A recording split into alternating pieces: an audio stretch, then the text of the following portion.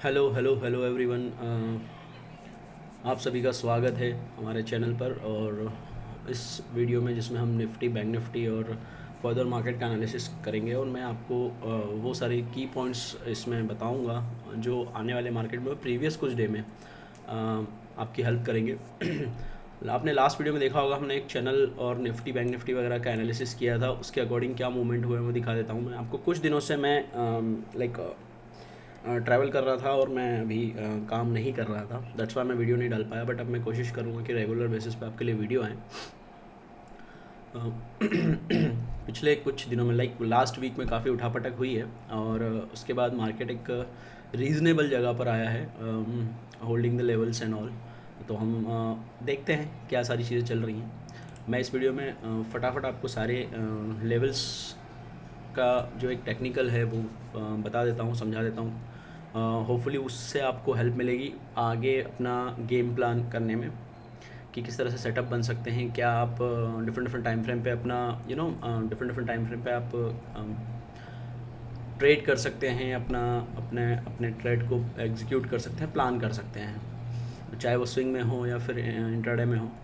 सो उसके अकॉर्डिंग हम लोग कर सकते हैं। आज है 15 अक्टूबर, और लास्ट एक वीक का पूरा जो मार्केट ने जो बिहेवियर रहा है हम उसे देख लेते हैं। बिना डिले किए मैं आपको अपनी स्क्रीन पे, शेयर्ड स्क्रीन पे ले चलता हूँ, जहाँ पे मैं आपको चार्ट पे कुछ चीज़ें बता देता हूँ। Let me switch to my chart. Okay, so this is Dhan platform, जहाँ पे मैं अभी आपको बताऊँगा कि क्या हो रहा है। और ओके, सो निफ्टी 50 में हम देखते हैं। देखिए, एज यू कैन सी ये 4 घंटे का टाइम फ्रेम है, हमने इसे 4 घंटे पे सिलेक्ट किया हुआ है। और as you can see like last video में आपने देखा होगा कि हम लोगों ने इस चैनल की बात करी थी कि मार्केट इस चैनल में ट्रैवल कर रहा है, कंसोलिडेट कर रहा है। और इसको मैं आपको 1 घंटे पे भी ले जाके दिखाता हूँ, दिस चैनल। और जब हमने डिस्कस किया था तब ईएमए के नीचे ही ट्रैवल कर रहा था, और मैंने कहा था कि अगर यहाँ से, क्योंकि ये एक अच्छा की जोन था, यहाँ पे एक सपोर्ट था अच्छा, यहाँ से अगर फिर से रिवर्सल आता है तो हमें एक अच्छी रेंज मिल जाएगी इंट्राडे में, और एक छोटे स्विंग में लगभग लगभग 200 पॉइंट्स के, विच इज़ दिस वन। लेकिन वो वहाँ पर नहीं आया। और देखिए आप इस कैंडल को, क्या होता है यूजुअली कि आप जब ट्रेड कर रहे हैं तो हर कैंडल, प्रीवियस कैंडल के क्लोज के बाद कंफर्मेशन होती है कि क्या मार्केट का बिहेवियर है, बायर सेलर्स की क्या एक्टिविटी है। तो as you can see market एक रेंज में मूव किया, फिर देन ऊपर आया, फिर देन यहाँ से अच्छे खासे सेलर्स एक्टिव हुए, फिर नीचे आया, उसके बाद में मार्केट ऊपर सस्टेन दिस जोन। ये सब आप प्रीवियस वीडियो में देखेंगे तो ये सारे वही जोन हैं जो मैंने मार्क किए हैं। मैंने इसमें कोई अभी फर्दर मार्किंग नहीं की है, फर्दर कोई मेरा सेटअप मैंने इसमें पॉइंट आउट नहीं किया था। सो मार्केट ने वहीं से एक सेल ऑफ आया, और सेल ऑफ कंटिन्यूशन में आया 1 आवर टाइम फ्रेम पे अगर आप देखेंगे। और मैंने वहीं पर ये बात कही थी कि अगर ये यहाँ से इसको ब्रेक करता है तो मार्केट देन फिर एक अच्छा सेल दिखाएगा, दिस जोन जो ये एक सपोर्ट जोन था। सो मार्केट ने वही चीज़ की, मार्केट वहाँ से नीचे गया, गैप डाउन खुला, ऊपर आने की कोशिश करी, लेकिन क्लोज फिर नीचे करके मार्केट वहीं आ गया। और वहाँ पे फिर कुछ टाइम उसने कंसोलिडेशन किया, अच्छा खासा बाइंग था, यहाँ पर बाइंग जोन था ये दिस वन। यहाँ पे बाइंग करके मार्केट फिर उसी चैनल फॉर्म में आकर कंसोलिडेट हुआ। और देन जब उसने उसका ब्रेकआउट किया, let me extend this one, देखिए आया, कंसोलिडेट किया। सो यहाँ पे हम लोग इंट्राडे में छोटे छोटे स्कैल्प और ट्रेड्स करके पैसा तो बना सकते थे, लेकिन आपको अगर स्विंग में जाना है, छोटे अमाउंट से बड़ा पैसा बनाना, यही एक की है कैपिटल ग्रो करने की। So when you see this, आप आया मार्केट वहीं पे कंसोलिडेट किया, और ईएमए के ऊपर इसने सस्टेन किया। यूजुअली हम लोग ईएमए की पॉइंट्स 15 और 30 या 50 ईएमए पे काम करते हैं। तो यहाँ पे एक क्रॉसओवर भी अच्छा हुआ, काफ़ी फॉल के बाद में एक अच्छा क्रॉसओवर हुआ, देन एक अप ट्रेंड स्टार्ट हुआ, और इसको ब्रेक भी किया उसने। अब जिसने मेरे प्रीवियस वीडियोस देखे होंगे उसमें मैंने आपको बताया था कि जब ये ब्रेक करेगा तो एक अच्छा मोमेंटम ऊपर आ सकता है। लेकिन यहाँ पर ब्रेकआउट होने के बाद में देखिए वन वे अप गया है market, this one almost 350 points के आसपास, और अभी भी लगभग 450 पॉइंट का गेन कर दिया है। मैंने कहा था कि इसका ब्रेकआउट होने के बाद में हमें यहाँ से लगभग 500 पॉइंट का गेन मिल सकता है। अभी भी मार्केट उसी जोन में टाइम पास कर रहा है, ट्रैवल कर रहा है, ईएमए के ऊपर है। मल्टीपल टाइम्स उसने यहाँ पे टेस्ट करके सपोर्ट लेके फिर से ऊपर आया है, एक बार नीचे आकर यहाँ पर फिर से उसने ऊपर की तरफ आने की कोशिश की। अब ये जो जोन है निफ्टी का, दिस वन, अगर ये यहाँ से इसको अभी ये एक अच्छा खासा सेलर्स का जोन बना हुआ है, क्योंकि प्रीवियसली यहाँ पर सेलर्स एक्टिव हुए थे और उसके बाद कंटिन्यूशन फॉलिंग आया था, वापस आया, यहाँ पर फिर सेलिंग आई। लेकिन अभी मुझे ऐसा नहीं लगता कि यहाँ से एक फर्दर ड्रॉप मिलना है हमें। मेरा व्यू अभी ऊपर ही है, क्योंकि ईएमए के ऊपर ट्रेवल कर रहा है, ईएमए का ट्रेंड अप ट्रेंड में है। और ओवरऑल मार्केट का अगर आप सिनेरियो देखेंगे, मैं इसको 1 डे टाइम फ्रेम पे ले जाता हूँ। बड़े टाइम फ्रेम पे इसको एनालिसिस करना ज़्यादा सही रहता है, क्योंकि बड़े टाइम फ्रेम पे आपको की लेवल्स पता पड़ते हैं कि मार्केट क्या कर रहा है। एज यू कैन सी, आया मार्केट डब्ल्यू पैटर्न फॉर्म करके, फिर देन एक ड्रॉप आया, यहाँ से इसने सपोर्ट लिया है, जो कि ये जो की लेवल था लास्ट टाइम हमने इस पर डिस्कस किया था, की लेवल से अभी फिर उसी जगह पर ट्रैवल कर रहा है ये। और यहाँ से अगर ये फर्दर ब्रेकआउट करता है तो फिर हमारे लिए काफ़ी ऊपर का अच्छा रास्ता खुल जाएगा। Let me switch to the 1 hour time frame, जहाँ पे हमें और क्लियर चीज़ें मिलेंगी। अभी 12 बजे हैं लगभग आज 12 बजे के आसपास बुधवार का टाइम है, और बुधवार अभी मार्केट ओपन है। मार्केट ने आज क्या किया है कि मार्केट ओपन हुआ है, और ओपन होने के बाद में मॉर्निंग से ही पॉजिटिविटी है। हाँ, अभी उस जोन में आ चुका है मार्केट, एक अच्छा खासा मूव देने के बाद में। अगर आप यहाँ से देखेंगे तो मार्केट ऑलमोस्ट 120 130 ऑलमोस्ट 150 पॉइंट के मूव के बाद में अभी वहीं पर टाइम पास कर रहा है। मैं इसको छोटे टाइम फ्रेम पे करता हूँ। अभी देखिए ये कंसोलिडेट हो रहा है यहाँ पे। तो फर्दर अगर यहाँ से बाइंग आती है तो ये जोन हमारे लिए की जोन है। अगर आज आप इस पर काम करना चाहते हैं तो अभी तो वैसे भी साइडवेज जोन हो गया ऑलमोस्ट। यूजुअली ये होता है कि मॉर्निंग में मोमेंटम के बाद में आपको एक साइडवेज जोन 11:30 के बाद में 1:30 के आसपास तक एक साइडवेज जोन रहता है। यूजुअली पोजीशन बिल्डअप हो जाती हैं, और उसके बाद फर्दर सेकेंड हाफ के लिए और वीक के लिए, पूरे वीक के लिए या स्विंग्स के लिए पोजीशन बिल्डअप होना शुरू होती है। सो हर बार यहीं पर अगर एक सेल ऑफ आया है, अब यहाँ पर क्या हो सकता है उसके हिसाब से हम आगे की प्लानिंग कर सकते हैं। अभी क्या है कि अगर ये इसको ब्रेकआउट कर देता है तो हमें एक यहाँ पे एक छोटा सा एसएल प्लान करके बड़े स्विंग के लिए बैठ सकते हैं। इंट्राडे में अगर आप जाना चाहते हैं तो इंट्राडे में आपको अभी कोई ट्रेड यहाँ नहीं बन रहा है, वेट करना पड़ेगा। Same goes to Bank Nifty. मैं बैंक निफ्टी भी लगा लेता हूँ। निफ्टी बैंक में इसको मैं 1 आवर टाइम फ्रेम पे ले आता हूँ। निफ्टी बैंक में भी इसने उसी तरीके से बर्ताव किया, बाकी निफ्टी बैंक में एक अच्छा मोमेंटम हो चुका है। ये चैनल के बाद में एक अच्छा मूव किया है इसने, दिस चैनल, और अभी अप ट्रेंड में ही है मार्केट। अब ये जो जोन है विच इज़ दिस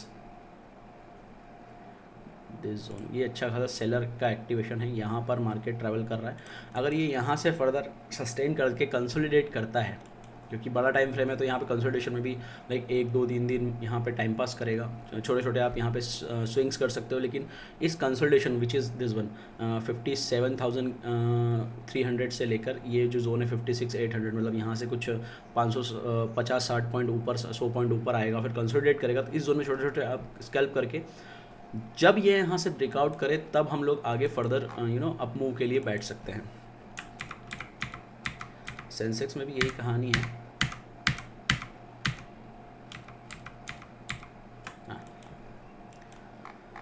सो अब क्या है कि अगर मैं यहाँ पे कोई ट्रेड करना चाहता हूँ या आप कोई ट्रेड प्लान कर रहे हैं, तो आपको अभी कंफर्मेशन कैसे मिलेगा कि मैं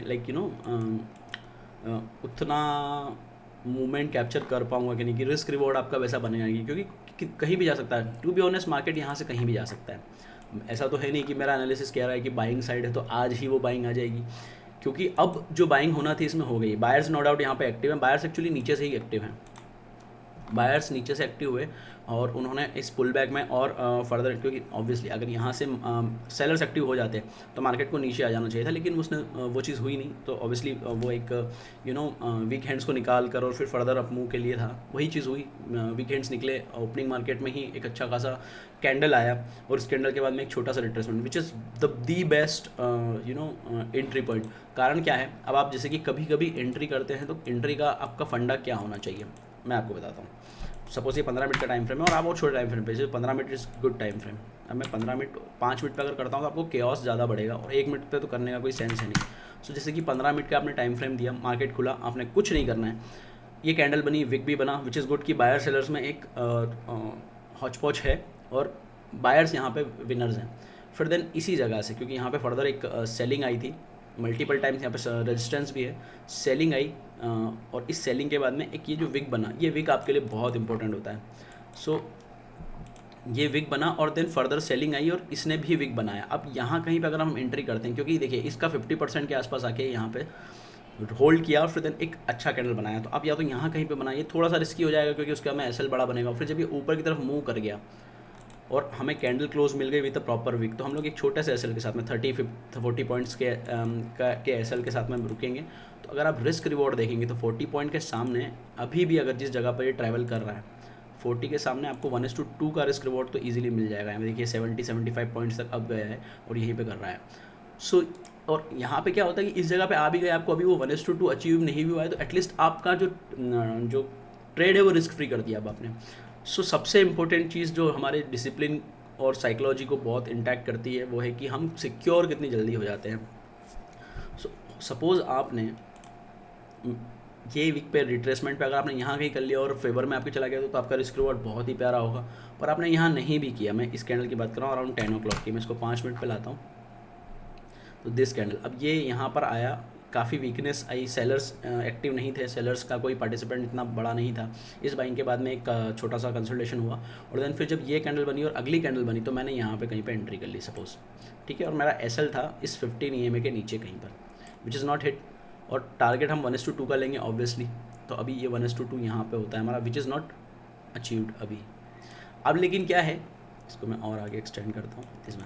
सो आप 1:1 के ऊपर चल रहे हैं अभी। अब यहाँ पे आ जाने के बाद में आपका रिस्क रिवॉर्ड कैसे आप चेंज करेंगे, सेव कैसे करेंगे खुद को, क्योंकि देखिए ऑब्वियसली 1 2 3 कैंडल्स, ये अच्छी खासी कैंडल्स बनी है, बाइंग कंटिन्यू हुई है, फिर देन सेलिंग भी नहीं आई है, तो अब आपका रिस्क रिवॉर्ड कैसा होता है कि आपकी रिस्क तो आपने बिल्कुल ज़ीरो कर दी, अब आप रिवॉर्ड में ही बैठे हुए। अगर यहाँ से ये पलटता है तो आपको कुछ भी नहीं मिलेगा, थोड़ी बहुत ब्रोकरेज जाएगी, लेकिन आप बिल्कुल यहाँ पे मतलब आपका जो वो होता है ना कि रिस्क खत्म हो गया, अब आने को ही है, जाने को कुछ भी नहीं है।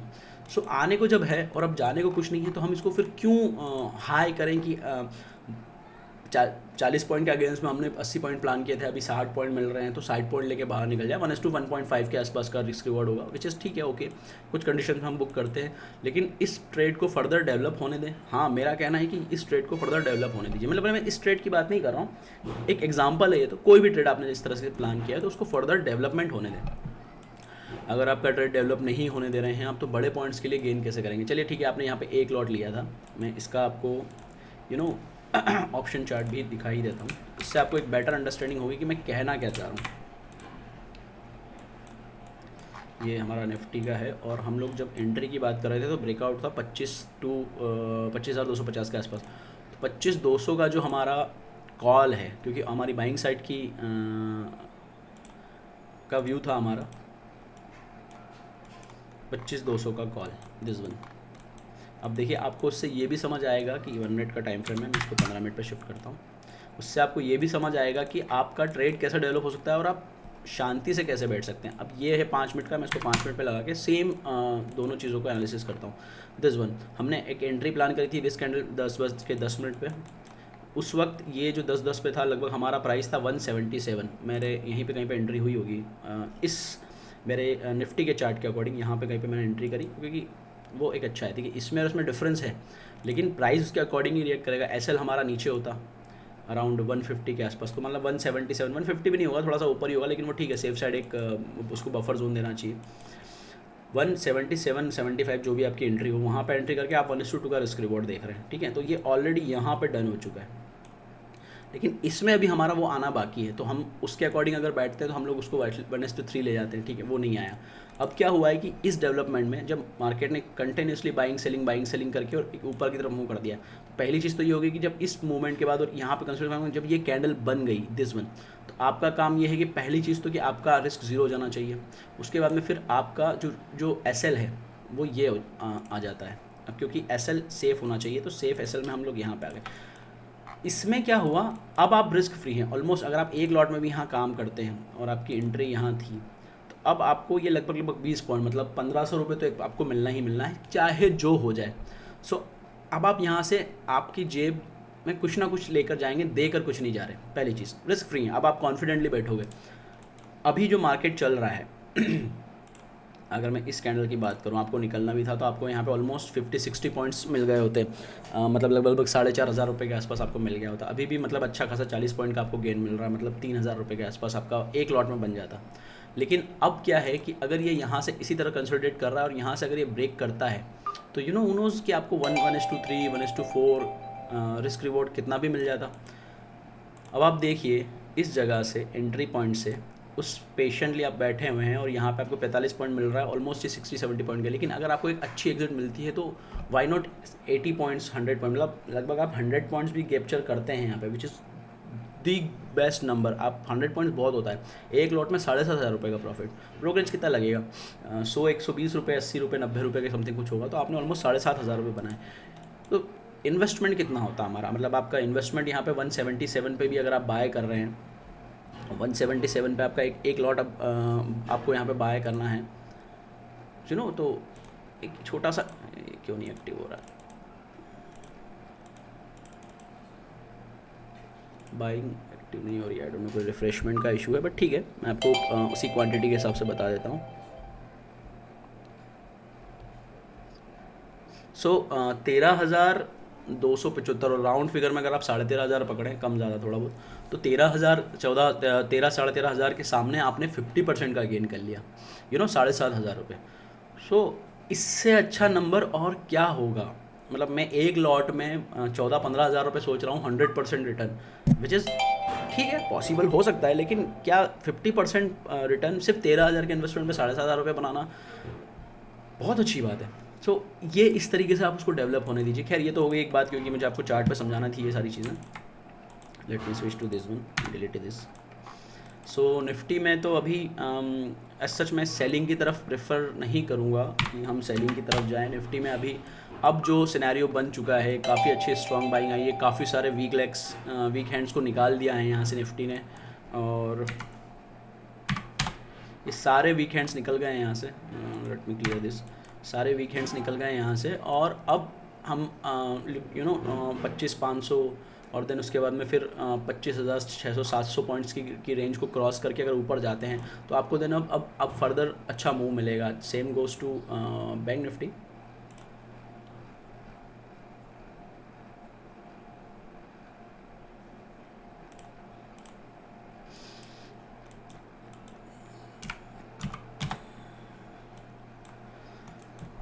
बैंक निफ्टी एक बहुत क्रूशियल जोन पर है। अब मुझे लगता है यहाँ पर जो अभी मैं देख पा रहा हूँ उस हिसाब से ये जो जोन है आपका दिस वन, यहाँ से ऊपर आएगा तो यहाँ पे अभी कुछ देर टाइम पास करेगा। ये 57,200 से लेकर 56,800 700 के बीच में काफ़ी टाइम पास, और करना भी चाहिए, क्योंकि ऐसे अगर निकल गया तो हु नोस कि वहाँ से किस तरह, क्योंकि उसको आगे डेवलप होने के लिए लिक्विडिटी चाहिए, बायर्स चाहिए, और बायर्स कभी भी जो स्मार्ट बाइंग करते हैं, ऑपरेटर्स हैं, बिग प्लेयर्स हैं, या जिनके पास पैसा है, कोई भी इतनी बड़ी रिस्क ऐसा नहीं लेगा कि एकदम से सारा पैसा डाल दिया। वो क्या करेंगे, थोड़ा यहाँ फिर थोड़ा यहाँ फिर थोड़ा यहाँ, थोड़ा डिस्काउंटेड रेट लेने की कोशिश करते हैं, क्योंकि उनके लिए 2, 5, 10, 20 रुपये का डिफरेंस, उनकी क्वांटिटी जैसे जैसे एवरेज आउट होती जाती है उसके हिसाब से उनको फिर प्रॉफिट भी बड़े बनते हैं, तो उनको चाहिए डिस्काउंट रेट, तो वो यहाँ पे टाइम पास करेंगे। जैसे कि यहाँ पे हुआ, देखिए बार बार ऊपर आया, और यहाँ पे वो सेलर्स एक्टिव थे, वो नहीं चाहते कि यहाँ से और ऊपर जाए, क्योंकि उसके ऊपर वीकनेस आ जाएगी और फिर रिस्क ये रहेगा कि ट्रेड गलत हो जाए उनका। तो उन्होंने यहाँ पे कंसल्टेशन करा काफ़ी देर तक, और जब क्रॉसओवर हुआ इसका तो देन फिर उन्होंने एक अच्छा खासा यहाँ पे, क्योंकि यूजुअली क्या है, हर पॉइंट पे प्रॉफिट बुकिंग्स भी होती हैं। मार्केट गिरा, प्रॉफिट बुकिंग्स आई, कंसल्टेट हुआ, फिर सेलिंग हुई, फिर गिरा। अब यहाँ से नीचे जाने की उसकी फर्दर कोई ऑन दिस लेवल, क्योंकि यहाँ पे आप देखिए ना कि सीधा गैप अप्स हुए हैं, इसके नीचे वीकनेस है ही नहीं, बाय सेलर्स एक्टिव हो ही नहीं पा रहे हैं, यहाँ पे भी नहीं हो पा रहे हैं। फिर देन यही चीज़ सेम हुई है। अब यहाँ पे जब मल्टीपल टाइम्स ऐसा हो गया हायर टाइम फ्रेम पे, तो अब आप कैसे उम्मीद लगा सकते हैं जो सोच रहा है कि यहाँ से फिर से ड्रॉप आ जाएगा, या क्योंकि यहाँ पे सिर्फ आपको वेट करना है, और वेट करने के बाद में एक प्रॉपर एंट्री, और जब प्रॉपर एंट्री आएगी तो आपका जो सेटअप A+ सेटअप में बैठने का जो कॉन्फिडेंस है वो इतना बढ़ जाएगा कि हाँ, रीज़न है ना उसके पीछे आपके पास कि बैठना मुझे चाहिए। अब जब आप यहाँ बैठेंगे तो फिर देन आप फर्दर राइड कर पाएंगे लंबे टाइम के लिए, और यही पैसा बनाने का एक सीधा सा रास्ता है। अच्छा, सबसे बड़ी चीज़ कि इसमें आपको पैसा फोकस पैसा ओरिएंटेड नहीं होना चाहिए। पैसा तो बाय प्रोडक्ट है, वो तो आएगा ही आएगा आपके पास में। आपको कितनी बार आप राइट और कितनी बार रॉन्ग हो रहे हैं उस प्रोबेबिलिटी पे काम करना पड़ेगा। सेंसेक्स देख लेते हैं। सेंसेक्स भी अभी तो काफ़ी अच्छे जोन में बना हुआ है। सेंसेक्स में भी वही चीज़ है लास्ट टाइम जो निफ्टी में हमने कही थी कि उस चैनल में ट्रैवल करके दिन अगर ऊपर की तरफ ब्रेक करता है, और अब उसी पर्टिकुलर जगह पर सेंसेक्स भी अभी रुका हुआ है। इसको अगर आप छोटे टाइम फ्रेम पे देखेंगे तो कंसोलिडेशंस हो रहे हैं यहाँ पे, और ये हमें अब फर्दर अप मूव के लिए ले जाया जा सकता है। And if I am not wrong, अगर ये इस तरीके से यहाँ से एक अच्छा ब्रेकआउट कर देता है, 500-600 पॉइंट तो हमें यहीं मिल जाएंगे, और 1500 पॉइंट की रैली तो हमें यहाँ भी देखने को मिल जाएगी। निफ्टी में मेरा 500 पॉइंट के ऊपर का एक अप व्यू है, अप व्यू है कि वो मिलेगा आपको। सो निफ्टी सेंसेक्स में अभी सेंसेक्स में फ़िलहाल फर्दर अभी सेलिंग की ऐसी कोई नहीं है, लेकिन हाँ ये क्योंकि ईएमए के ऊपर है, let me of this both indicators. Okay, so अभी आपको ईएमए पे वही उसी जोन में टाइम पास करेगा। सो यहाँ पे अभी आप आएंगे, फिर अगर सोचें कि इससे पहले मैं सेल कर दूँ, फिर से रिवर्स कर जाएगा, फिर ऊपर जाकर मैं बाय कर दूँ, फिर नीचे जाएगा, तो उस जोन में आपके एसएल ज़्यादा कटेंगे ना कि टारगेट्स आएंगे, क्योंकि वो जोन ही ऐसा है। वहाँ पे आपसे पैसा निकलवाया जाएगा, लिक्विड किया जाएगा, पोजीशंस बिल्ड की जाएंगी, और जब अच्छी खासी उनकी पोजीशन बिल्ड हो जाएगी तब डिसीजन लेंगे कि मार्केट ऊपर जाना है या नीचे जाना है। ऑब्वियसली पैसा मार्केट को मूव करता है, माइंडसेट मार्केट को मूव करता है, और उसके पीछे कुछ ना कुछ माइंडसेट तो होगा, तो वो माइंडसेट आपको समझना पड़ेगा। I am not confident about selling here, मैं बाइंग के फेस में पक्ष में ही हूँ। निफ्टी में भी वही सिनेरियो बना हुआ है, निफ्टी में भी इसी तरह का मार्केट है और अच्छा मूव हो रहा है। लेट मी ओपन द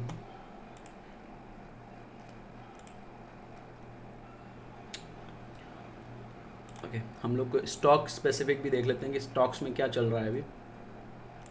देखिए आज का मैं ओआई डाटा भी देख लेता हूँ। ओआई डाटा सिंपल है, आप मल्टीपल है, जो अलग अलग स्कैनर्स होते हैं उन पे जाके देख सकते हैं। यूजुअली हम लोग 2-3 ट्रेडर्स स्कैनर आपको मिल जाते हैं। एक अपना मनी कंट्रोल पे तो खैर नहीं मिलेगा, मनी कंट्रोल पे तो आपको इन्फो मिल जाएगी। So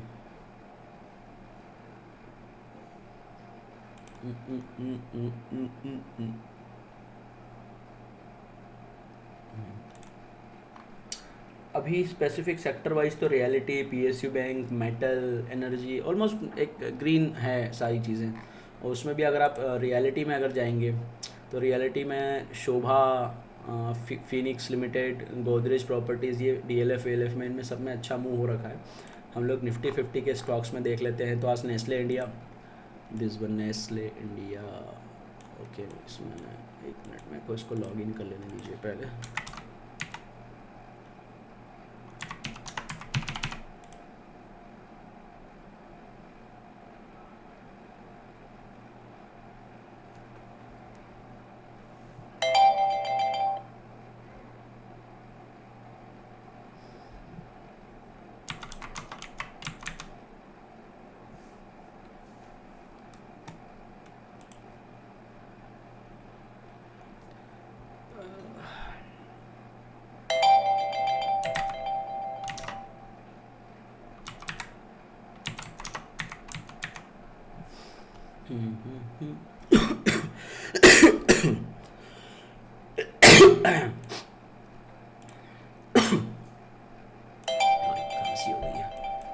this one. तो देखिए अगर आप सही समय पे ट्रेंड आइडेंटिफाई कर पाते हैं तो देखिए आप मॉर्निंग में अच्छा बाइंग था। पहली 5 मिनट की कैंडल में हम लोग यूजुअली 15 मिनट की टाइम फ्रेम डेवलप होने में देते हैं, और 15 मिनट पे ही इसने आपको एक स्मूथ एंट्री दे दी। तो ये आप देखेंगे तो ये कंसोलिडेशन फेज था, ये पर्टिकुलर टाइम यहाँ पे उसने इसको अच्छे से ब्रेक किया और देन कंटिन्यूशन आया। तो अब आप यूजुअली एक छोटा सा यहाँ पे एसएल लेके बैठ सकते थे। उसके बाद में देखिए आपको 1 वे अप मूव मिला है। अगर आप देखें तो एसएल के सामने अभी भी अगर यहाँ पे देखें तो आपको 27 पॉइंट्स, मतलब अगर आप यहाँ पर रिस्क रिवॉर्ड देखेंगे, आपकी एंट्री कहीं यहाँ पर होती है, दिस वन, और मैं आपको रिस्क रिवॉर्ड दिखा देता हूँ अभी क्या चल रहा है। अभी चल ठीक है, ये यहाँ चल रहा है, और आपका इनिशियल एसएल यूजुअली तो हम लोग यहाँ रखेंगे, उस हिसाब से 1:3 होता है, लेकिन जब वो मूव कर जाता है तो आप इस एसएल को धीरे धीरे शिफ्ट करेंगे तो 1:4। देन एक समय के बाद में ये अब क्योंकि यहाँ से जब ये मूव कर गया इस कैंडल के बाद में, अब मैं इस कैंडल का क्यों कह रहा हूँ क्योंकि यहाँ पे अभी अनसर्टेनिटी थी। जब इस कैंडल का मूव हो गया तो आपका रिस्क फ्री हो गया है। और यूजुअली अब तो मेरा जो, अगर मैं इस ट्रेड में या किसी को भी सलाह दूंगा कि इस ट्रेड में आपको बैठना है आप एंट्री कर चुके होते तो आपका एसएल किस तरीके से ट्रेल होता है। Let me give you an idea. जब मार्केट ने यहाँ से एक अच्छा मूव कर गया तो यूजुअली ये सेलर्स का जोन था जो बाहर हो गया और बायर्स एक्टिव हो गए। ये मेरा पहला एसएल होता है, देन उसके हमने मूव किया, इसको क्रॉस कर गया और ये वन वे बाइंग आई है। तो यूजुअली हम लोग वैसे भी एसएल को अपना शिफ्ट करते जाएंगे और जब ये वन वे अप मूव आ गया तो आपका वैसे भी एक टारगेट जोन जो था वो तो 1:5-6 पे जा रहे हैं आप, तो या तो आप यहाँ पे बुक कर लेते, कुछ क्वांटिटी बुक कर लेते, लेकिन अगर आप चाहते हैं कि हम बैठे रहें तो यूजुअली आपका क्या होना चाहिए, एसएल लास्ट जो कंसोलिडेशन है ये तो बाद में आएगा, आपको पता नहीं पड़ेगा यहाँ पे। तो आपका इस मूव एक कैंडल, दो कैंडल, फिर तो हम यूजुअली क्या करते हैं कि इन कैंडल्स के नीचे हम अपना एसएल अभी प्लेस नहीं कर सकते, क्योंकि कोई भी हमें कंफर्मेशन कैंडल नहीं है कि वहाँ से सेलर्स एक्टिव हुए थे लेकिन उनको वीकेंड्स को निकाल दिया गया। तो यूजुअली इतने 1 2 3 4 5 कैंडल निकल जाने के बाद में हम लोग इसकी 50% पे एक एसएल प्लेस कर देते हैं दिस कैंडल के नीचे। नहीं ब्रेक होगा तो हो जाएगा, नहीं तो निकल जाएगा, मार्केट एज यूजुअल वो निकल गया। और इसको हमने अभी शिफ्ट नहीं किया क्योंकि हमें कहीं पर भी ऐसी कैंडल नहीं मिली कि हम लोग उसको शिफ्ट कर पाए। ये एक कैंडल थी यहाँ पर, इसमें विक भी बना था, तो यूजुअली इस कैंडल की विक के नीचे हम लोग अपना एसएल प्लेस करेंगे, क्योंकि मैं यहाँ पे प्लेस कर भी दूँ। लेकिन हुआ क्या है कि यहाँ पे सेलर्स ने जोर लगाया था, फिर बायर्स आए, फिर सेलर्स ने थोड़ी सी ताकत लगाई और ये कंसोलिडेशन होने लग गया। उसके बाद में एक अच्छी खासी बाइंग आई। तो इस बाइंग में हमें लगता है कि यार ये वाली कैंडल में, लेकिन क्या है ना कि इस जोन में पर्टिकुलर अभी भी सेलर्स एक्टिव थे, तो मैं सोचूंगा कि ठीक है ना, ये 2 पॉइंट का एसएल की जगह पे मैं थोड़ा सा बड़ा एसएल यहाँ पे प्लान कर लूँ, जाएगा तो ठीक है ना, 1 रुपया 50 पैसे का और चला जाएगा। और इसको आपको यहाँ पे ये प्लेस हो गया। सो आपकी एंट्री के बाद अब आपके पास में यहाँ पे 18 पॉइंट हैं और आपका इनिशियल एसएल कितना था, 5 पॉइंट के आसपास, फिर तो वो 0 ही हो गया। तो भी आपको 1:3 से ज़्यादा का रिस्क रिवॉर्ड अब मिलना ही मिलना है। Nobody can give you that कि आप यहाँ पे एसएल अब आपका लॉस होगा या कुछ भी होगा, ऐसा नहीं होगा। अब ये हो गया, जब ये यहाँ से ऊपर निकल गया और देखिए आपका एसएल हिट नहीं हुआ, it's a good thing. Probability wise हमने काम किया, हो सकता था कि यहाँ पे इसको टच करके निकल जाए, नहीं हुआ। अब आपका रिस्क रिवॉर्ड, अब जहाँ पे आपको 18 पॉइंट मिल रहे थे, अब आपको उससे कहीं ज़्यादा। सो राइट करने का मतलब ये होता है कि आप उसको कितना ईजी वे में कितने बड़े प्रॉफिट्स बना पा रहे हैं। अब देखिए आप 18 थे और अब आपको और 10 पॉइंट्स 11 पॉइंट का एक्स्ट्रा गेन मिल गया है। सो ये चीज़ होती है कि आप किस तरीके से अपने प्रॉफिट्स को राइट करते हैं। सेम गोस टू उसके बाद में बजाज फिंसर में आज अच्छी बाइंग है। Let me see this, Bajaj Finserv में भी अच्छी बाइंग हुई है। सो इस तरीके से आप काम कर सकते हैं। कल मॉर्निंग में 9:15 के आसपास मैं लाइव आऊँगा और आपको पूरा एनालिसिस बताऊँगा कि आप आज इंट्राडे में क्या कर सकते हैं। आज मतलब 16 तारीख को इंट्राडे में क्या कर सकते हैं। मैं आपको स्टॉक्स 2 से 3 अच्छे स्टॉक स्पेसिफिक रिसर्च बता दूंगा कि हम उसमें कैसे प्लान कर सकते हैं, ट्रेड को क्या हो सकता है, सारी चीज़ें। और निफ्टी और सेंसेक्स में भी, क्योंकि अल्टीमेटली हम लोग यहाँ पैसा बनाने आए हैं, तो आपको इंट्राडे में भी कुछ ट्रेड लेना होंगे। अच्छा, यूजुअली क्या होता है कि मेरा आपको मैं एक बेस्ट स्ट्रेटेजी बता देता हूँ कि काम कैसे करना चाहिए। स्विच करते हैं हम 15 मिनट पे। ये आज का मार्केट है, ठीक है, और मैं यहाँ पे डबल चार्ट ओपन कर लेता हूँ। अब हम इसको 5 मिनट पे शिफ्ट करते हैं। आपको अगर सेफ साइड थोड़ा पैसा बना के बाहर होना है, और इनिशियली हमको यही करना चाहिए, थोड़ा पैसा बना के बाहर हो जाना चाहिए, बहुत ज़्यादा लालच में नहीं आना चाहिए। इसको भी मैं 5 मिनट पे शिफ्ट कर लेता हूँ दिस वन। तो देखिए अब आप लगभग 25,180 की पे मार्केट ओपन हुआ 182 के आसपास में। और हम लोग अगर यहाँ की बात करें, जो ये सेलर जोन था, ये इस गैप ओपनिंग में, जाहिर सी बात है इसके ओपनिंग की वजह से ये वाले जो हैं 25,100 वाला हम लोग कॉल देख लेते हैं। 25,100 का कॉल दिस वन, दोनों 5 मिनट के टाइम फ्रेम पे है। ये सारे जो सेलर्स थे वो आउट हुए। पहली कैंडल बनी 5 मिनट की, इसमें अच्छा खासा मूव आ गया, 209 से ये ऑलमोस्ट 60-70 पॉइंट का मूव कर गया। फिर उसके बाद में छोटी छोटी कैंडल्स बनी। अब अभी इस कैंडल में आपको एंट्री नहीं करना है, वो चाहे 5 मिनट की हो, 10 मिनट की हो, 15 मिनट की हो, 20 मिनट की, आपको एंट्री नहीं करना है, क्योंकि अभी ये कोई भी स्ट्रॉन्ग कैंडल नहीं है जो आपका सेटअप बने या आपको इसमें बाइंग आए प्रॉपर।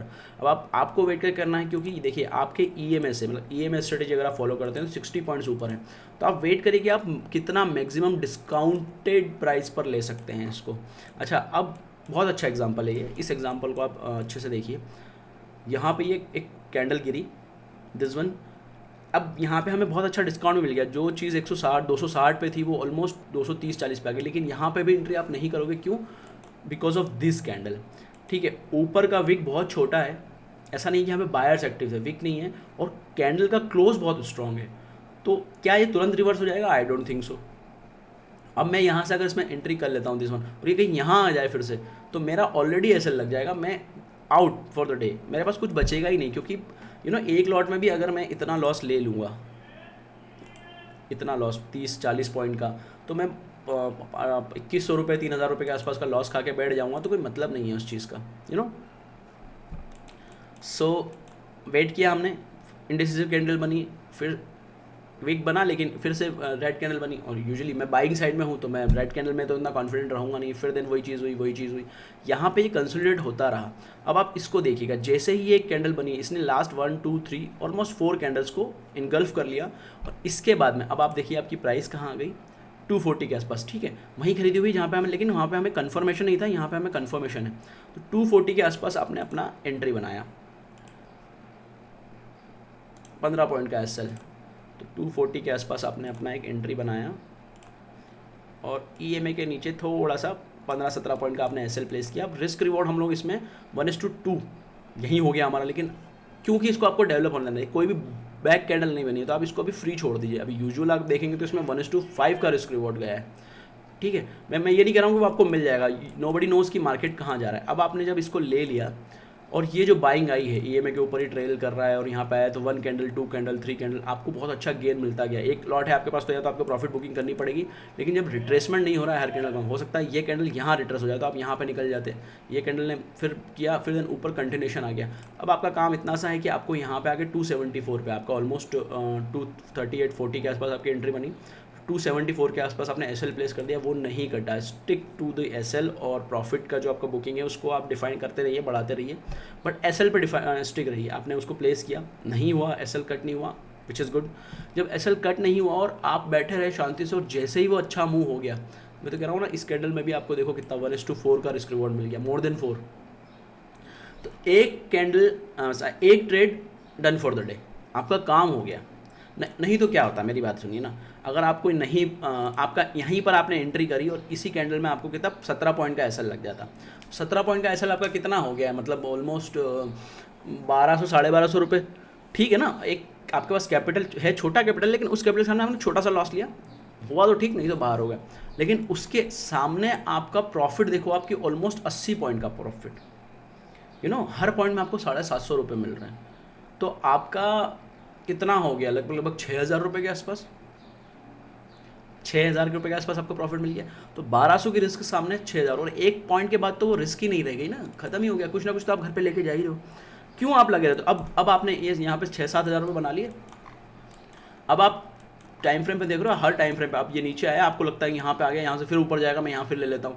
हो सकता है नहीं गया, फिर नीचे आया तो 6000 में से 2000 कम हो गए, फिर आपने अरे यार 2000 कम हो गए, मेरे पास 4 ही बचे, मैं थोड़ा सा को फिर से 6 पे ले आऊँगा, फिर आपने एक ट्रेड डाल लिया। तो ये गलतियाँ हम सब करते हैं। ये गलती अगर आप लोग नहीं करेंगे तो outcome is like mind blowing. क्यों? क्योंकि ये जो छोटा छोटा प्रॉफिट है, वैसे तो 6000 रुपये छोटे से कैपिटल के सामने आपने थोड़ा सा अमाउंट लगाया, 20-30 हज़ार रुपये में आपने 5-6 हज़ार रुपये बना लिए, तो वो बहुत मैसिव रिटर्न है। और लॉन्ग टर्म में आपको ये कंपाउंडिंग होते होते, किसी में दिन 2000 रुपये जुड़े, किसी दिन 1500 रुपये जुड़े, किसी दिन 700 रुपये आए, किसी दिन 6000 आ गए, किसी दिन हो सकता है 8000 आ गए, 4000 आ गए। कंपाउंडिंग में आप इसको देखेंगे ना, तो मान लो आपके पास 50,000 था, और आपने ये टेक्निक से छोटे छोटे काम दिन किया, 15 दिन काम किया, 15 दिन में जो भी आपको ट्रेड्स मिले उसमें से कुछ एसएल भी लगे। मैं कह रहा हूँ कि 30,000 रुपये छोटे छोटे, क्या होता है, 6000 रुपये, 2 जुड़े 8 हो गए, उसमें 1500 जुड़े 9.5 हो गए, किसी दिन 1000 रुपये गए तो फिर 8 8.5 हो गया, किसी दिन फिर 6000 आ गया तो अब 15,000, ऐसे करते करते आप 20-30 हज़ार रुपये भी पहुँच गए कुछ फ्यू डेज़ में। 15 दिन, और नंबर्स नहीं बोल रहा हूँ, 15-20 दिन, कुछ भी 10 दिन, 15 दिन, 12 दिन, 1 महीना। तो आपका जो कैपिटल था आपका, उसने मोर देन आपने 70% गेन कर लिया। कैपिटल भी बढ़ गया आपका, कॉन्फिडेंट भी बढ़ गया आपका, और एसएल छोटे छोटे एसएल लगेंगे, नो डाउट। कोई भी माइकल लाल यहाँ पर बिना लॉस किए नहीं निकल सकता कभी भी। यू नेवर नो कि क्या हो सकता है। योर ओनली जॉब इज़ कि प्रोबेबिलिटी वाइज मेरे फेवर में क्या चीज़ें हैं या नहीं हैं, that's it, nothing else the matter कि क्या हो सकता है। ये अगर आप चीज़ इस पर आपने मास्टरी हासिल कर ली, जिसमें बहुत समय लगेगा और कंटिन्यूसली उस पर आपको काम करते रहना पड़ेगा, तभी आप यहाँ पर काम कर पाओगे। मैंने वो वर्ड यूज़ नहीं कर रहा हूँ कि पैसा बना पाओगे, आप यहाँ पे काम कर पाओगे, इस धंधे में, इस बिज़नेस में आप टिके रहोगे और आप अपनी नीड्स को फुलफ़िल कर पाओगे। मैं मल्टीपल टाइम ऐसे फेसेस से गुजरा हूँ कि बहुत अच्छे अच्छे सेटअप बने हैं, लेकिन उससे पहले ऐसी गलतियाँ कर ली हैं कि वो सेटअप पे काम करने के लिए कुछ है ही नहीं मेरे पास। तो उस कंडीशन में जाने से बेहतर है कि उस कंडीशन में रहो कि छोटे छोटे लॉसेस लग गए हैं, प्रॉफिट नहीं हो रहे हैं लेकिन मज़ा नहीं आ रहा, लॉस हो रहा है, लॉस, लेकिन छोटे छोटे हैं, वो कंट्रोल्ड लॉस हैं। लेकिन जिस दिन सेटअप बना तो उस दिन कम से कम राइड करने के लिए इतना तो हो कि कुछ तो कर पाऊँ। सो ये हाई जो रहती है ना आपकी कि फटाफट फटाफट फटाफट फटाफट, वो मत करो, शांति रखो, छोटे छोटे। इसलिए कहते हैं कि हमेशा क्वांटिटी छोटी होनी चाहिए। अब सवाल ये है कि कितनी छोटी क्वांटिटी होनी चाहिए। It's totally depend on your risk appetite कि आप कितना रिस्क ले सकते हैं। ऐसा नहीं कि मैं तो 10,000 का रिस्क झेल सकता हूँ भाई, वो रिस्क की कैपेसिटी नहीं होती। रिस्क की कैपेसिटी डिफाइन ऐसे होगी कि आपका कैपिटल 50,000 है तो आपकी रिस्क कैपेसिटी, मैं 1,000 रुपये 2,000 रुपये के रिस्क के सामने काम कर सकता हूँ और उसके सामने मैं पैसा बनाने की सोच रहा हूँ। लाख रुपये कैपिटल है तो चलो मैंने 2-2,500 रुपये 500, मतलब डिपेंड्स ऑन। लेकिन जैसे कि यहाँ पे ये मैं सेम ट्रेड की बात करता हूँ, यहाँ पे मेरा SL है, क्यों 17 पॉइंट बोल रहा हूँ मैं, तो मैं बोल रहा हूँ कि यार ठीक है 17 पॉइंट, मतलब मैं मेरे कैपिटल के सामने मान लो मेरे पास में 1 लाख रुपए है, 50,000 रुपये जो भी है, तो उसके हिसाब से मैं उसका 3 to 4% रिस्क ले रहा हूँ। तो 4,000 के आसपास का रिस्क बना 1 लाख पे। तो अब मुझे यहाँ 4,000 कैलकुलेट करना है। तो सिंपल है, मैं 17 पॉइंट में, मैं राउंड ऑफ में 18 पॉइंट का SL देख रहा हूँ। ठीक है, मैं इसको थोड़ा सा बढ़ा देता हूँ, एग्जैक्ट 18 पॉइंट। ठीक है, अब एग्जैक्ट 18 पॉइंट का SL अगर मेरा है और मेरी रिस्क है 4,000 की, तो मुझे लगभग मैं मान लो 2 लॉट में काम करता हूँ। सॉरी, तो 2 लॉट में लगभग 2700 का बनेगा मेरा। 3 लॉट 2 to 5, ठीक है, तो 3 लॉट में मेरा यहाँ पे 4,000 का SL बन रहा है। लेकिन अब मैं क्या करूँगा यहाँ पे, क्योंकि ऑलरेडी मेरे पास कैपिटल है तो मैं 3 लॉट में जाने की बोलूँगा भी नहीं, मैंने 2 लॉट लिए यहाँ पे। तो 2 लॉट लेने पे मेरे पास जो SL बना मेरा 2700 रुपये का बना। ठीक है, 2700 रुपये मेरा बन गया यहाँ पे।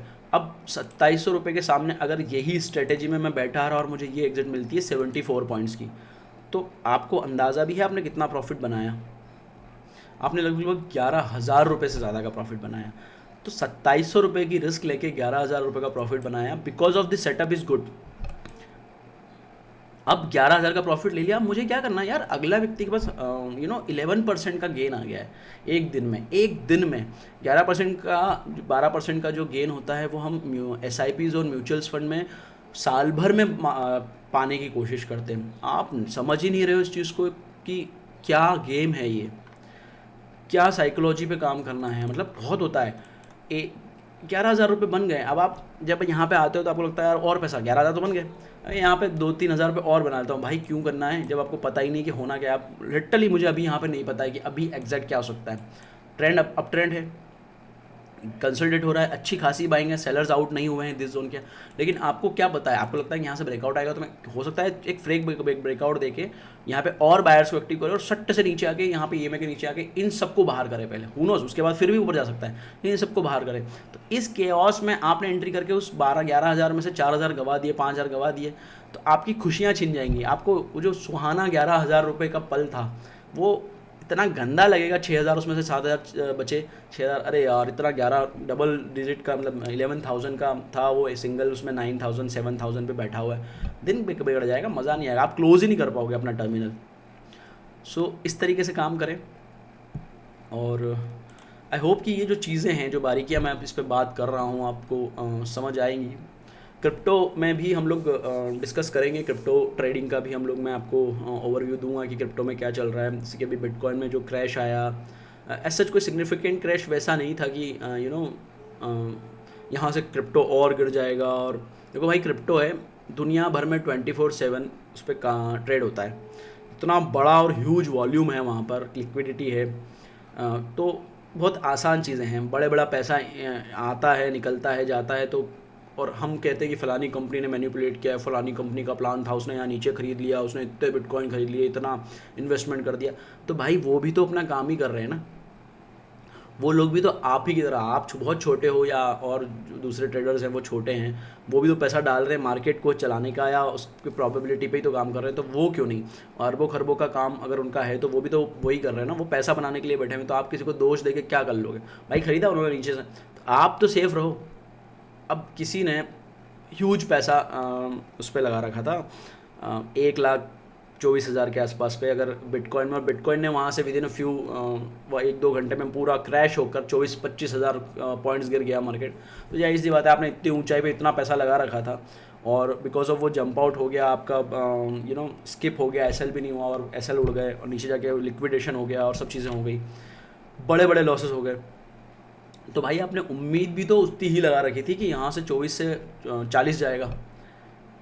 क्यों? अब आप जिस पोजीशन में आपने सेटअप बनाया, मान लो कि आपके पास में एक ह्यूज अमाउंट है लगाने के लिए, तो उसका आपने 10-20% लगा भी दिया, तो अगर वहाँ पे लिक्विडेशन हुआ भी, ठीक है, और वो कटा भी, तो आपको टाइम तो मिलेगा ना निकलने का बाहर। ऐसा तो है नहीं कि आपका एकदम से पूरा ही जो पैसा है अकाउंट में वो चला जाएगा। भाई लॉट साइज़ भी तो मैटर करती है। मान लो कि आपने बिटकॉइन में 10 लॉट खरीद लिए, बड़ा नंबर है, बिटकॉइन के 10 लॉट आपने खरीद रखे हैं, बाय कर रखे हैं, और एकदम से क्रैश हुआ तो आपको लॉस भी बड़ा होगा। वहीं पे आपने उस 10 लॉट की जगह पर सिर्फ 1 लॉट ले लिया, पैसा तो वहाँ भी बनेगा ना। और मैं छोटे नंबर की बात कर रहा हूँ मैं, लेकिन हो सकता है आपके पास में 100 लॉट और 20 लॉट की बात कर रहे हो, मैं 10 लॉट और 1 लॉट की बात कर रहा हूँ। हो सकता है 500 लॉट और 100 लॉट की बात कर रहे हो, तो नंबर्स का जो पीछे का फिगर है वो जीरो चेंज हो रहा है, बाकी फंडा सेम ही है। तो जब मैं 10 लॉट पे उस 24,000 पॉइंट के ड्रॉप को झेलने के लिए और निपटने के लिए बैठा हुआ था, अब मैं 1 लॉट में बैठा हूँ और उसमें लॉस भी कम होगा, और शायद मेरे पास गुंजाइश हो कि मैं वहाँ पर उसको होल्ड भी कर पाऊँ। नहीं कर पाऊँगा, इट्स ओके, क्योंकि बड़ा अमाउंट है और सब चीज़ें हैं, लेकिन जो ड्रॉप गिरते मार्केट में मुझे जब निकलना होगा तो वहाँ पे लॉस में भी छोटे में निकलूँगा मैं।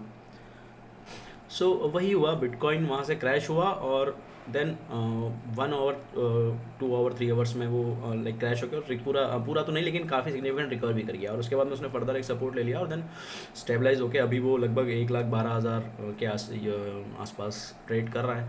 सो ये सब चीज़ें हैं।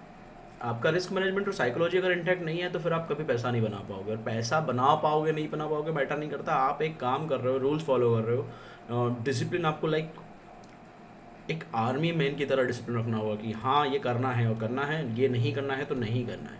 उसके बाद आउटकम तो खैर हमारे हाथ में है भी नहीं, वो तो जब जो चीज़ होना है वो होना है। So that's it for this video. I hope कि आपको ये जो सारी चीज़ें मैंने बताई हैं, जो बहुत बेसिक चीज़ें हैं लेकिन बहुत इंपॉर्टेंट चीज़ें हैं, अगर आपने ये अपने लाइफ में और अपने ट्रेडिंग में अप्लाई कर ली तो आपकी ट्रेडिंग ड्रास्टिकली चेंज हो जाएगी। वक्त लगेगा लेकिन कंपाउंडिंग के साथ धीरे धीरे आपको पता भी नहीं पड़ेगा और आप कब आपके इनिशियल पॉइंट से बहुत ऊपर निकल चुके होंगे। सो दिस इज़ द थिंग, यही मैटर करता है। आई होप आपको वीडियो पसंद आया होगा।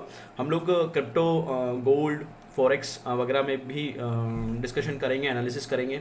न्यूयॉर्क सेशन के टाइम पर मैं लाइव आ जाऊँगा, ये रिकॉर्डेड वीडियो की जगह मैं लाइव आऊँगा, क्योंकि उस टाइम पे क्या होता है कि मार्केट में अच्छी मूवमेंट होते रहते हैं, तो लाइव मार्केट में चीज़ों को समझना और बेहतर होता है। इस वीडियो में जो भी मैंने की पॉइंट्स बताए हैं, जो मैं डिस्कस किया है, प्लीज़ आप अपनी ट्रेडिंग में, चाहे आप स्टूडेंट हों या बिगनर्स हों या आप एज अ प्रोफेशनल ही इस करियर में हो, उसको अप्लाई कीजिए, अपनी गलतियों पे करिए। आपको ड्रॉ डाउन्स आएंगे लेकिन हर बार उसको इम्प्रूव करिए। मैं कहता हूँ कि ये जितनी बार आपको हराएगा, एक बार जब अगर आप इसमें से इन सब चीज़ों को अप्लाई करके जीत गए तो देन फिर वो आपको कोई रोक ही नहीं सकता। So thank you for this long waiting, और आपने इस वीडियो को देखा है। अगर आप लास्ट तक बने हुए हैं, मतलब आपको कंटेंट अच्छा लगा है, तो please like the video, subscribe the channel, और आप आगे आने वाले वीडियोस पे को भी देख पाएंगे। अच्छा कंटेंट हम बनाएंगे और द कम्युनिटी विल ग्रो।